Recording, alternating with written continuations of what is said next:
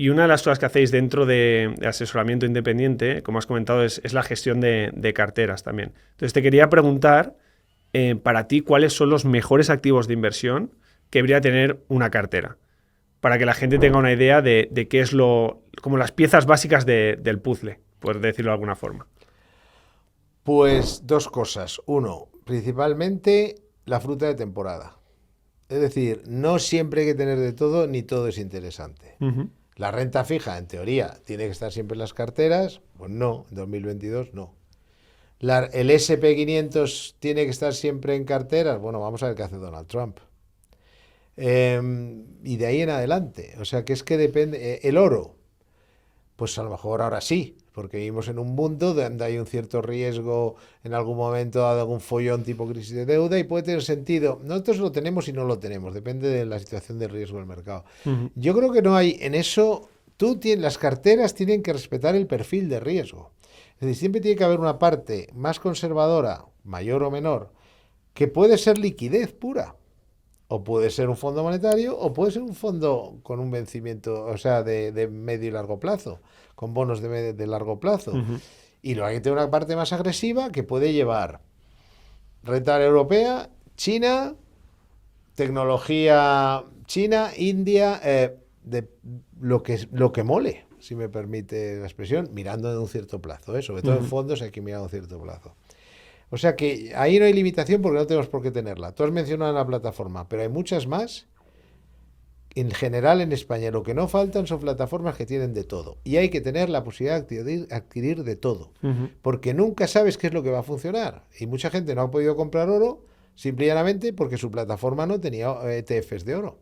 Uh-huh. Y oro se compra vía ETFs, es lo que hay. Por lo tanto, todo es susceptible siempre que respete el perfil de riesgo del cliente. El asesor o gestor que no tenga acceso a todo es como el pintor que le faltan colores en la paleta. Uh-huh. Y hay muchos que pintan en blanco y negro. Que hay que ser muy artista, para hacer un cuadro se puede, pero hay que ser Picasso, para hacer algo en blanco y negro, y aún así el Guernica tenía matices. Entonces te quiero decir que eso por un lado. Segundo, una cartera, lo ideal, como nosotros lo vemos, es que hay una parte más estratégica, que además puede estar en fondos por motivos fiscales, en el caso español, porque es importante esto, más estratégica, y otra un poco más táctica, que debería de estar en ETFs a ser posible. O sea, cada uno que medir su cuestión fiscal. ¿Por qué? Porque un fondo comprar o vender te lleva 3 días. Uh-huh. Un ETF te lleva 1 minuto. Nosotros a nuestros clientes que tienen carteras de fondos, una cartera de fondos que también lleva ETFs es una cartera que puede amortiguar los movimientos del mercado. Se lía algo en una tarde, con ETFs yo te voy a avisar. Uh-huh. Si lo veo, pero bueno, vamos a suponer que la mayoría de las veces lo ves.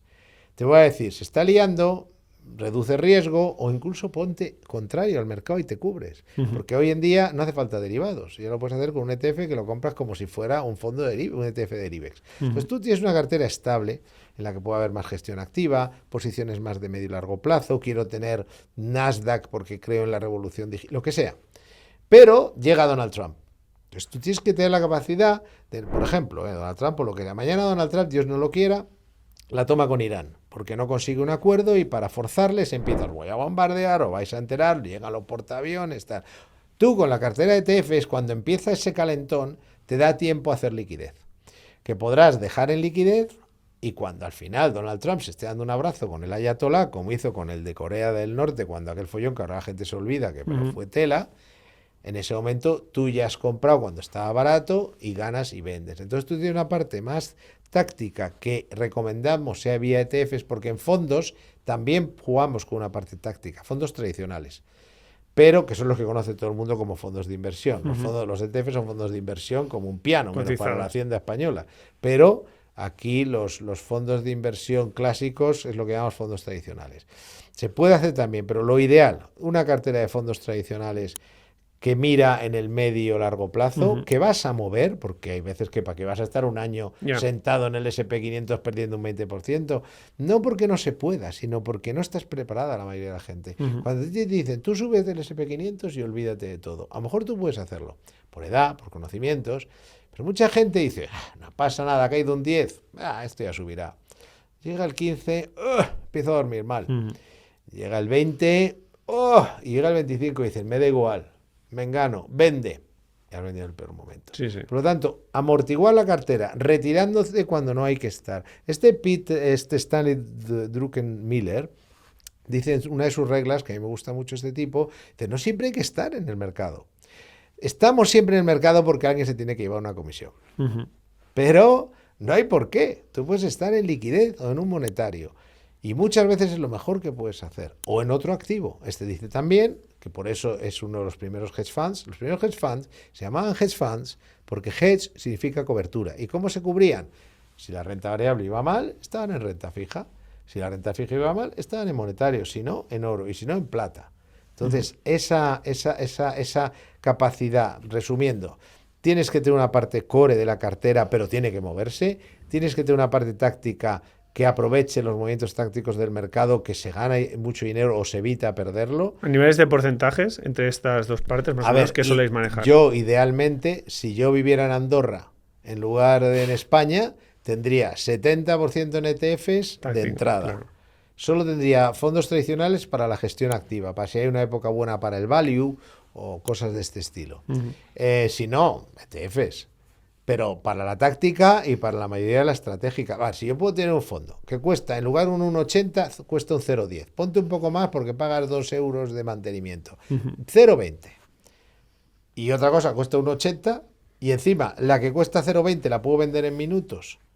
Y encima puedo, que eso es lo importante de los ETF también, que no piensa la gente, aparte de ponerte corto, puedo ir quirúrgicamente a invertir.